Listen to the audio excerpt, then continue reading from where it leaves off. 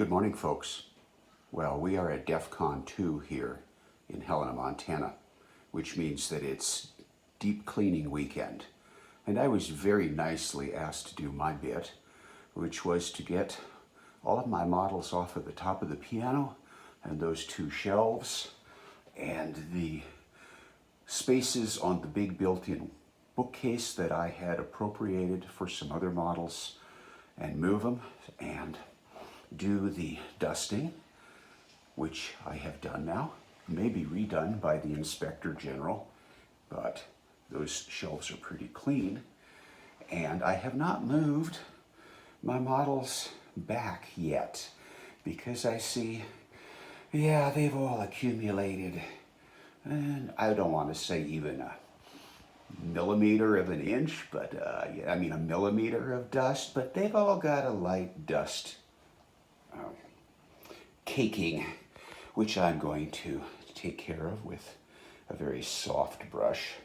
And now the planes that I have down here, as well as a few miniatures, are sitting in the dining nook, and some more over here on this chair.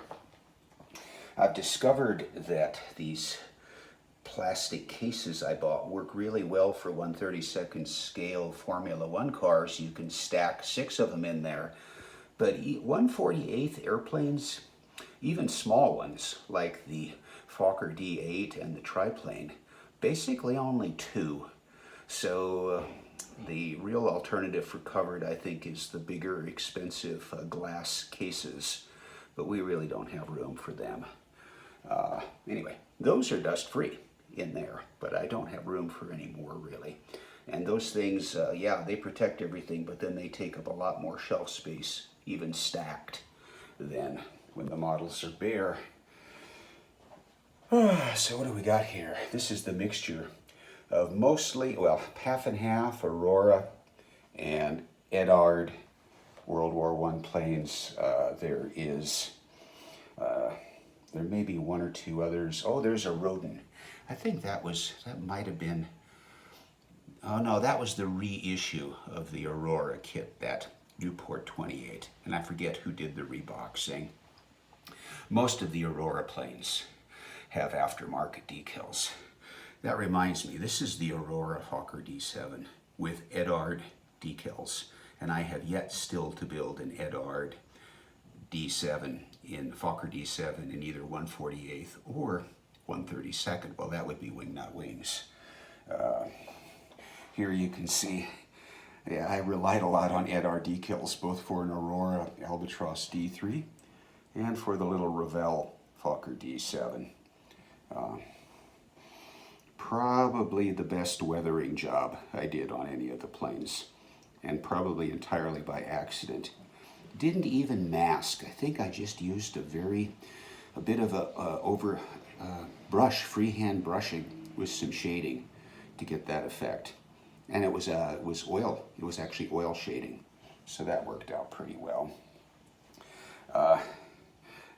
This one was the same thing and created sort of a blotchy thing. I'm not sure that was good. This is an Albatross C3, if memory serves me correctly, with some pretty cool aftermarket decals. My beloved Tripe. There's the SE5, personal favorite of mine. 5 or 6 more of those to build. I repainted Maverick this weekend. I stripped off the paint of his upper torso and face, and I got an okay finish. I'm not really gonna, I don't know if I can get into any closer than that. You're gonna get the top of his head just as well. I chipped his nose. I discovered a paint remover after I'd already tackled this process, and my technique was not as soft and precise as I thought in terms of removing paint. So there will be a new Maverick at some point. I also took the opportunity to buy a 1/32nd scale Maverick and Kawasaki motorbike, although I'm not sure I'll ever find a 1/32nd scale F14 Tomcat, but I'll bet there's one out there. Okay, well, this wasn't supposed to be a ramble about what was on the dining room table, but that's what happened. So I got to go get the soft brush and start brushing off dust now. Take care, and for those in the States who celebrate it or are doing something, have a happy 4th tomorrow. We'll be driving.